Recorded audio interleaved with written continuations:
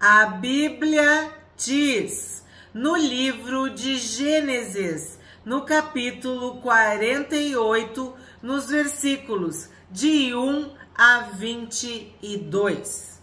Passadas estas coisas, disseram a José: seu pai está doente.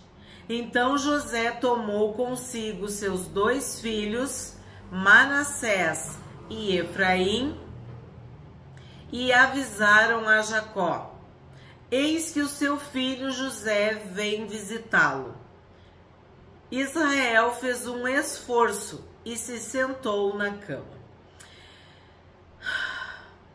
Está chegando o fim de Jacó. O fim de Israel. Seu pai está doente.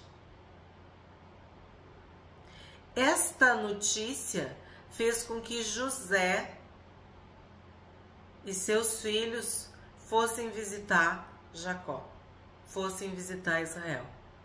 E é muito interessante porque Israel fez um esforço e se sentou na cama. Quando eu li Israel fez um esforço, eu penso naquela passagem que o Senhor Jesus diz para os discípulos: passemos para outra margem.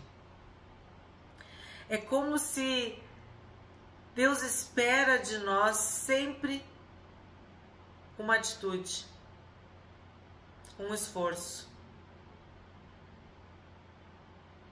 Persevera, permanece firme até o final. Seja fiel.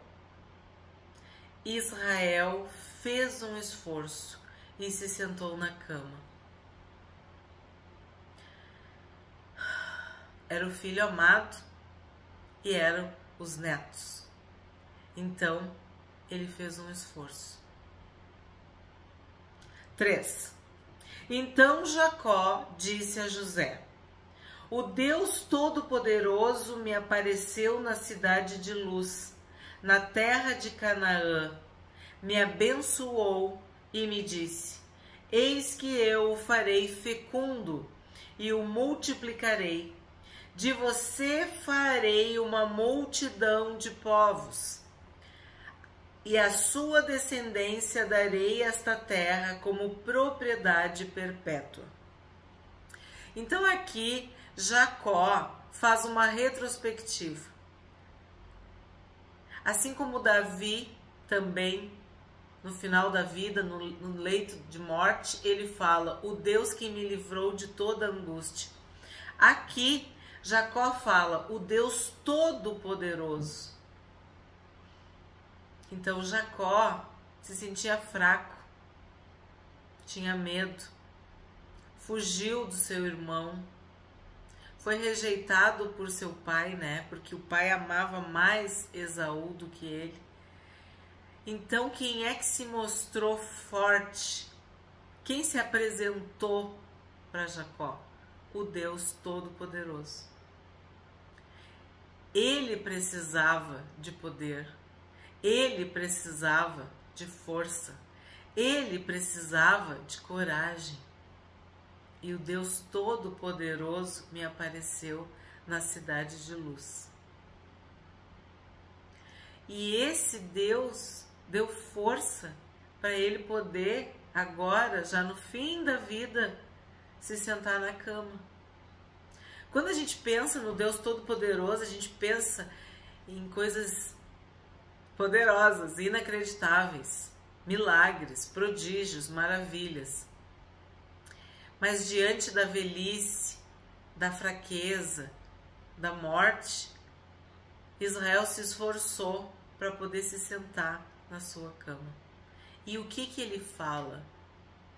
Ele honra, ele adora, ele reconhece, ele exalta o Deus Todo-Poderoso. E ele fala que este Deus Todo-Poderoso o abençoou. Deus nos abençoa. Deus abençoa os seus filhos. E reafirmou a promessa de que o faria fecundo e o multiplicaria. E ele seria uma multidão de povos. E a sua descendência teria a terra como propriedade perpétua. 5. E agora os seus 2 filhos que lhe nasceram na terra do Egito, antes que eu viesse para junto de você aqui no Egito, são meus. Efraim e Manassés serão meus, assim como Rúben e Simeão são meus. Então, olha que interessante. No verso 1 falou Manassés e Efraim. Nós sabemos que Manassés nasceu primeiro. Foi o primogênito de Judá e de José. E depois nasceu Efraim. Agora ele está dizendo: Efraim e Manassés serão meus, assim como Rúben e Simeão são meus. Rúben é o filho primogênito de Jacó e Simeão é o segundo. Rúben, Simeão, Levi, Judá, Zebulon, Issacar, Dan, Gad, Asser, Naftali, José e Benjamim. Essa era a ordem. E aí ele fala Efraim e Manassés e cita Rúben e Simeão. Mas os filhos que você gerar depois deles serão seus. Segundo o nome de um de seus irmãos, serão chamados na sua herança. Quando eu vinha de Padã, para minha tristeza, morreu Raquel, na terra de Canaã, no caminho a pouca distância de Efrata. Eu a sepultei ali, no caminho de Efrata, que é Belém. Então, Jacó está dizendo para José que os netos dele serão filhos. Os netos de Jacó, isto é, os filhos de José, serão filhos de Jacó, serão filhos de Israel. Ele está dando uma valorização para os netos como se filhos fossem. E como que ele explica isso? Citando Raquel, a mãe de José, que lhe deu apenas 2 filhos, porque morreu no parto de Benjamim. Então, o que ele está dizendo para José?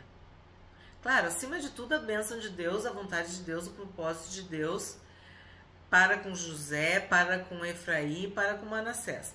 Mas vamos analisar. Ele está dizendo: José, tu é tão importante para mim. José, tu é filho da mulher que eu amei, que era tua mãe, né? Raquel. E os teus filhos são meus filhos. Então, os netos se tornaram filhos. Os netos de Jacó se tornaram filhos de Jacó. Eles iriam ser mencionados como filhos. E o mais novo está numa posição de superioridade com o mais velho. Ele está colocando Efraim na frente de Manassés.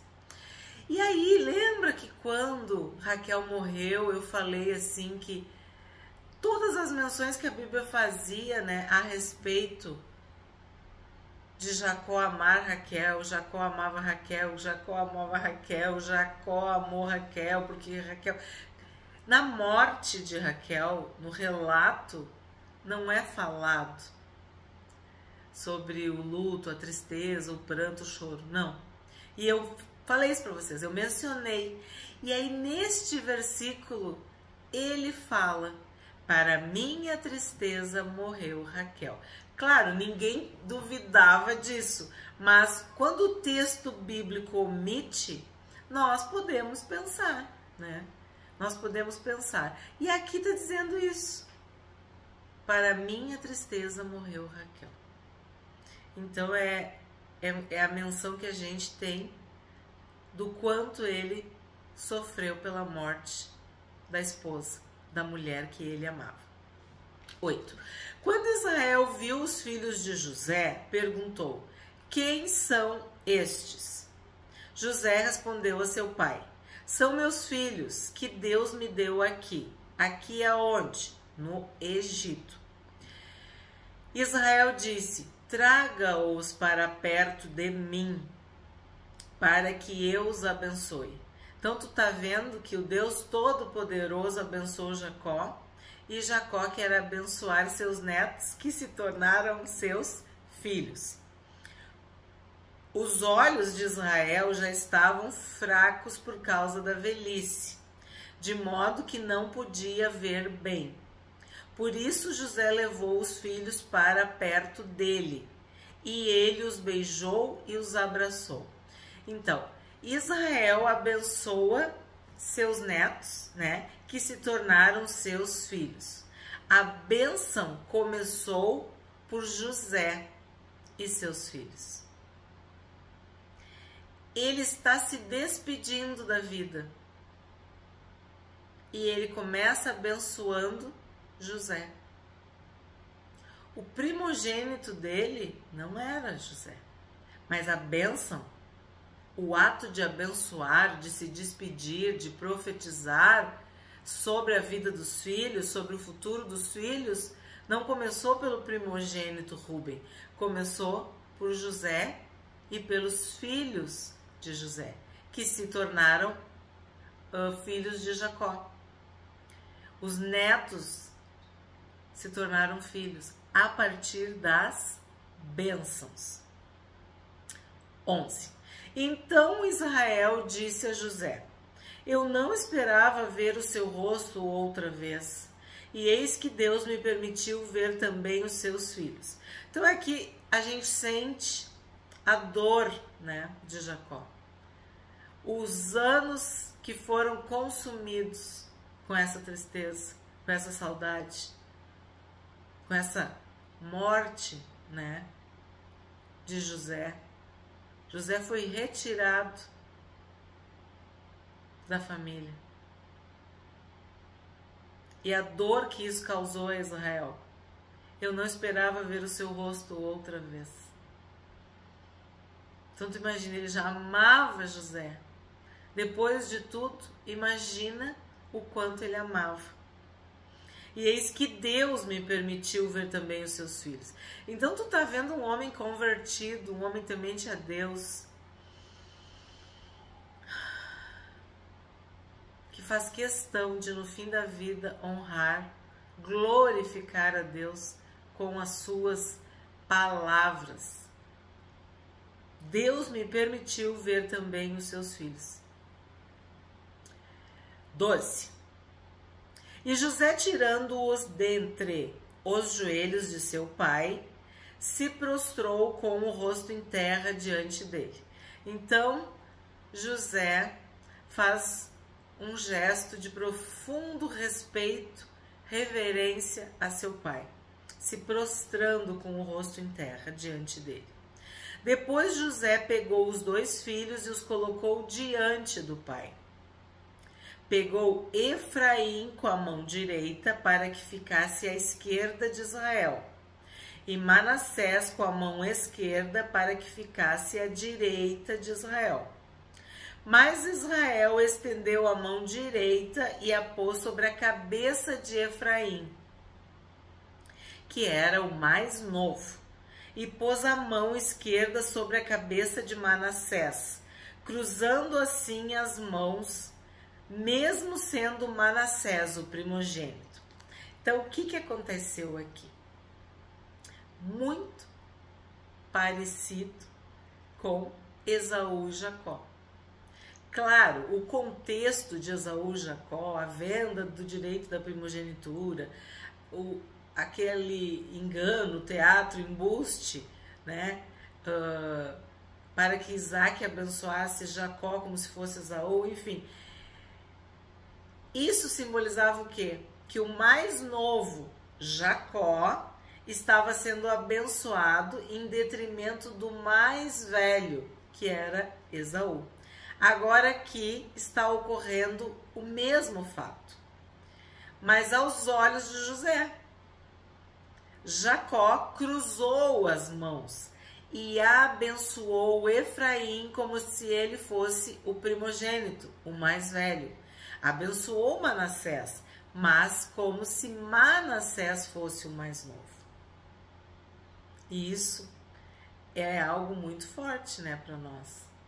Porque a Bíblia, em Gênesis, mostra várias vezes essa situação do primogênito e do irmão mais novo.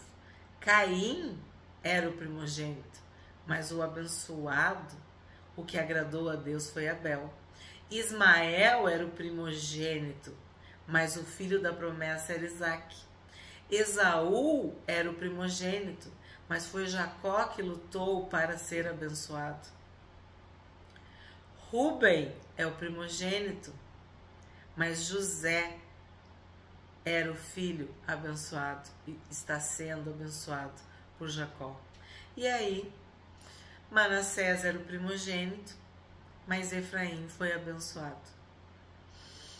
Então isso nos dá uma lição de que é Deus que escolhe. Deus vê o coração, Deus vê o futuro, Deus sabe tudo. Ele é que chama, Ele é que escolhe, Ele é que abençoa. 15. Israel abençoou José dizendo: o Deus em cuja presença andaram meus pais, Abraão e Isaque, o Deus que tem sido meu pastor durante a minha vida até este dia, o anjo que me tem livrado de todo mal, abençoe estes meninos, que por meio deles seja lembrado o meu nome e o nome de meus pais, Abraão e Isaque, que cresçam e se tornem uma multidão sobre a terra. Então vamos analisar esta bênção. O Deus em cuja presença andaram meus pais Abraão e Isaque. Deus chamou Abraão e esse chamado, esta promessa se cumpriu em Isaque. E Deus renovou esta promessa em Jacó e mudou o seu nome para Israel. Então, por isso que nós falamos o Deus de Abraão, Isaque e Jacó. E aqui ele fala, o Deus em cuja presença andaram meus pais Abraão e Isaque.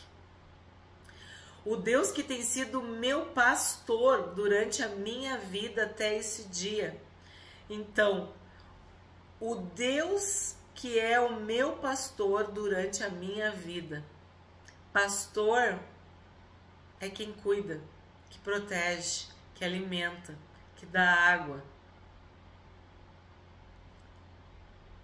que faz com que as ovelhas cresçam, se multipliquem, vivam.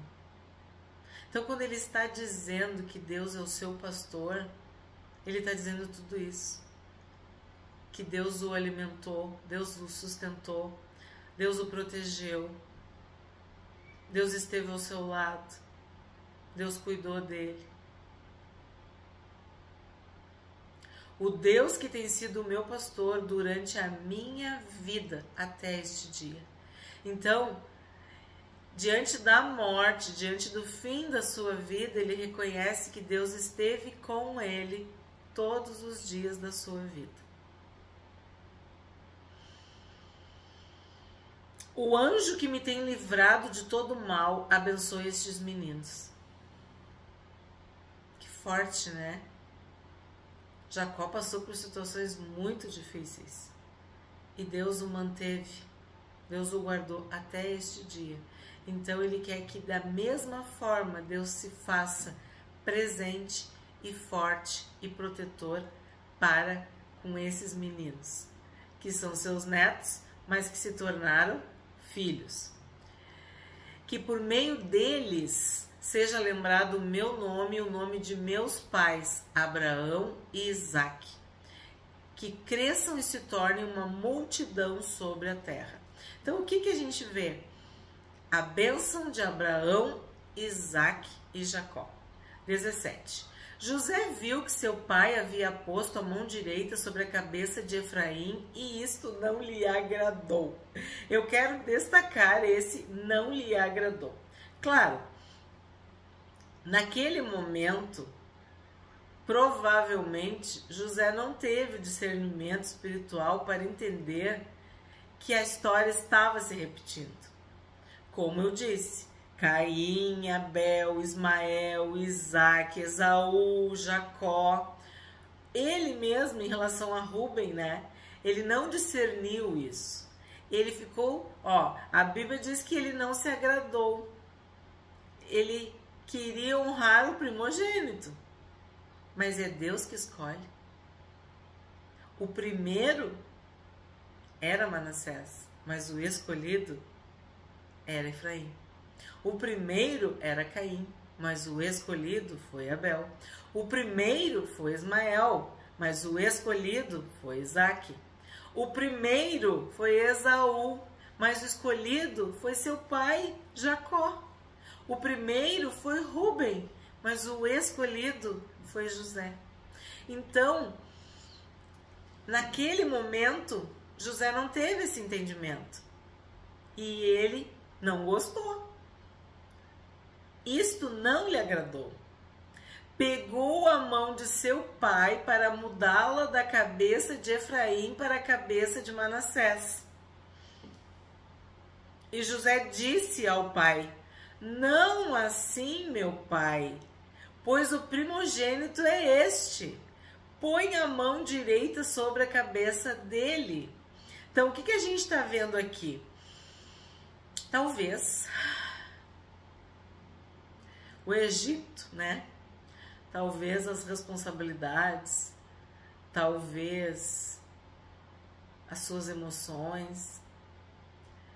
José não discerniu espiritualmente o que estava acontecendo. Assim como Jacó, quando José falou do sonho, ele repreendeu José, mas ele guardou no coração. E aqui nós não vemos isso, a gente não vê isso, a gente vê José agindo para, de certa forma, impedir que o pai trocasse, né, a bênção dos filhos. Ao ponto, de querer trocar as mãos. Não assim, meu pai, pois o primogênito é este. Põe a mão direita sobre a cabeça dele. Mas seu pai recusou e disse: eu sei, meu filho, eu sei. Ele também será um povo. Também ele será grande. Mas o seu irmão menor será maior do que ele. E a sua descendência será uma multidão de nações. Muito parecido. Muito parecido. Tudo que a gente viu no Gênesis. Se tu tá acompanhando, assistindo os vídeos, tu tá lembrando. É como um filme. Deus disse, Ismael vai ser abençoado. Mas a minha promessa é com Isaque. Caim teve a sua descendência, mas os justos descenderam de Abel. Esaú ia ser grande, ia prosperar. Nós vimos, Esaú também prosperou, mas Jacó seria Israel. 20. Assim o abençoou, assim os abençoou naquele dia, declarando: por vocês Israel abençoará, dizendo: Deus faça com você como fez com Efraim e com Manassés. E assim Israel pôs Efraim antes de Manassés. E aí eu preciso falar para ti. Efraim se tornou uma grande tribo de Israel.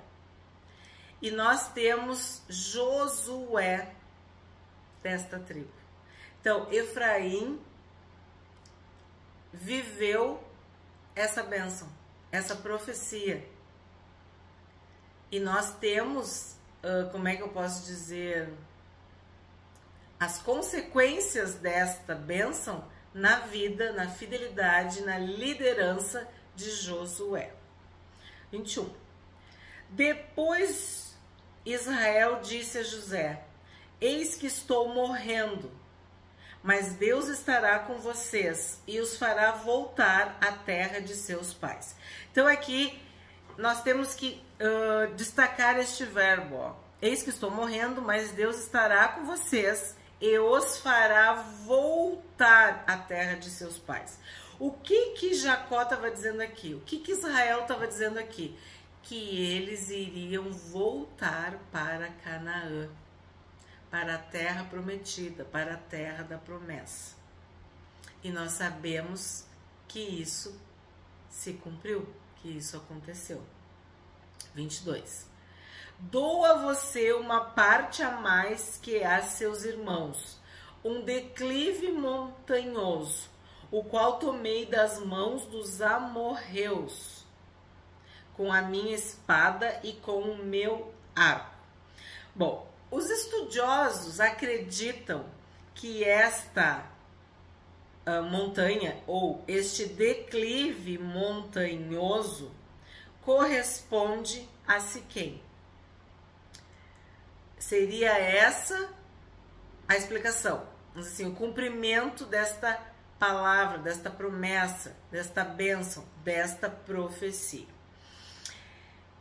Eu tenho que chamar a atenção quando ele diz minha espada e meu arco. Quando a gente fala de espada e de arco, tem que se falar de guerreiro, de guerra, de luta, de batalha, de esforço, de coragem, né? E sim, Jacó teve que usar a força do seu braço para vencer os amorreus. O qual tomei das mãos dos amorreus com a minha espada e com o meu arco. Então, acredita-se que sim, numa luta, numa peleja, numa guerra, usando literalmente uma espada e um arco, ele venceu e tomou esse declive montanhoso, tá? E ele está dando por herança a José. E aí nós temos que parar e pensar sobre a espada e o arco. Espada eu uso com a minha mão e ela atinge, ela chega perto. É algo que está próximo a mim. Então, a espada mostra que ele lutou, que ele resistiu, que ele teve que se esforçar, que ele precisou de força física para poder estar manejando a espada, se defendendo e atacando. Então, a espada simboliza força, luta, resistência, esforço, coragem, assim, perto. O arco e flecha, então, tem uma distância. Eu preciso planejar, eu preciso me posicionar, eu preciso ter um objetivo claro, um alvo. Eu preciso ser capaz, ser eficiente, ser decidido, e eu preciso ter visão. Então aqui nessas duas armas de guerra, espada e arco, mostra uma pessoa, um homem, no caso um guerreiro, que venceu, que foi vitorioso em situações internas e externas, próximas e distantes, como é a vida de cada um de nós. a vida cristã, a nossa peregrinação. Este foi o capítulo 48 de Gênesis. Curte, comenta e compartilha.